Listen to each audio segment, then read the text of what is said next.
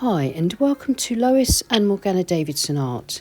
It's Lois here, and today I'll be demonstrating the painting of this beautiful winter holiday season wreath. I'll be using a limited palette of sap green, perylene green and vermilion, but use any similar colours if you want to try something like this. And I'm just demonstrating the general method for you of starting off painting wet in dry with little simple leaf shapes, and then using a water spray to loosen up the paint, and in this way building up layers of wet in wet and wet on dry, so that you've got lots of soft edges and hard edges, which gives body to the wreath. The variety of greens and the leaf shapes and the lost and found edges really adds to the depth of the wreath, and of course the contrast of the red berries against the green leaves works beautifully and is very, very festive. If you're interested in knowing about the materials that I use, then please look in the description box below.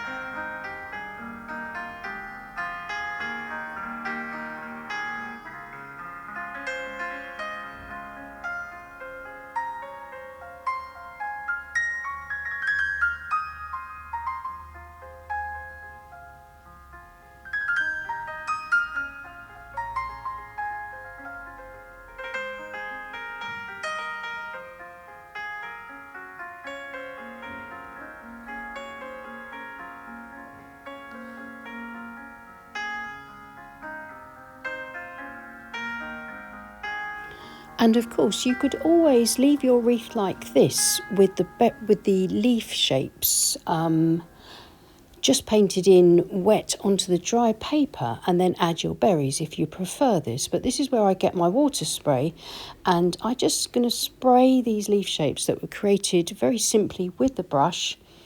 My board is at an angle of about 45 degrees, so quite steep, and you can see I'm getting a lovely run and flow of water and paint, and it's just softening up parts of the berries, parts of the leaves. And this is where I can then go in again around where I've sprayed and build up layers of more leaves, and where the paint is sort of softly diffusing in the sprayed areas, I'm creating this sort of wet in wet environment, and that's helping me to build up these subtle layers, and it's giving the wreath a lot more body.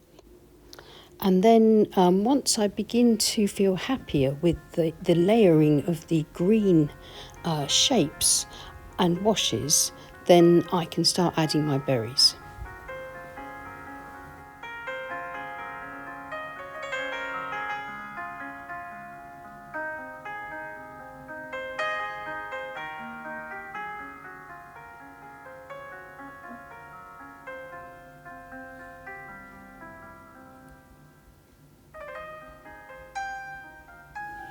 So I'm just simply spattering in a nice rich mixture of the vermilion here and there and letting it run in wet into the wreath leaves.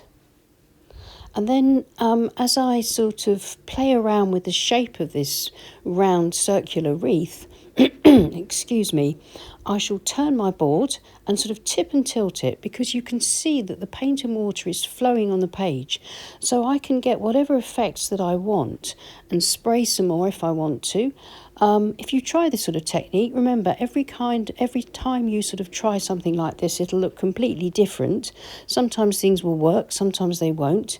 But once all of this sort of wet in wet painting has dried, we can go in with crisper detail and bring the wreath together.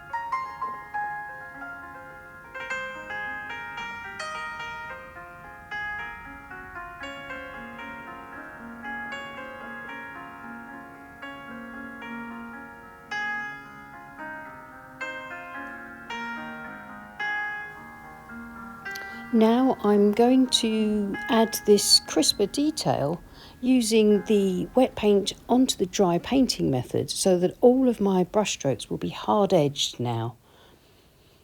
This means that in using darker tonal values of paint and brighter reds, I can bring out all the suggested detail of these washes and just paint on this sort of top layer of leaves and berries, I suppose, and then all the washes beneath and the sort of shapes of the leaves that I painted previously will all sort of be pushed backwards, again giving the wreath body.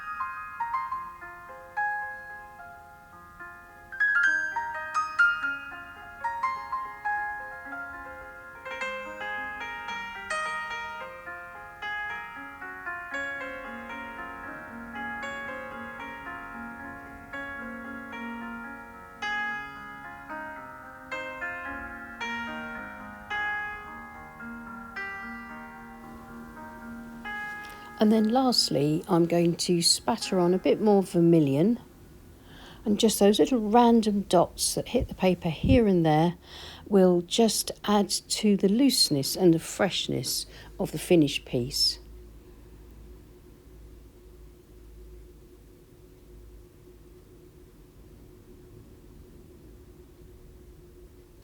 And I'm now going to call that finished. I really like it. I think it's got a nice fresh look to it, as well as quite a bit of depth that's been created through tonal value and using the different methods of wet in wet and wet on dry. So let's remove the tape, and not really going to see it with a clean white border, but just see it as a finished piece, because of course I didn't paint the background in this. I've just kept it as the white of the paper.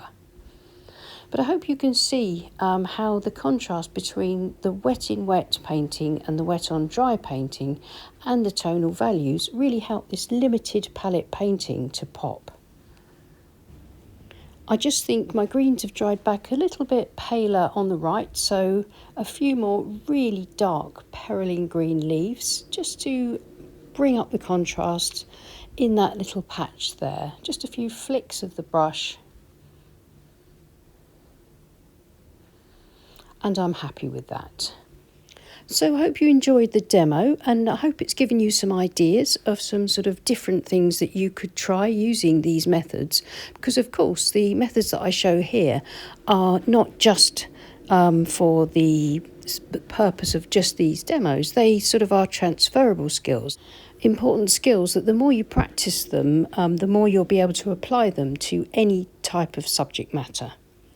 Well, if you like that, then please give the video a thumbs up and subscribe to our channel if you haven't already, as it really helps push our videos out on YouTube.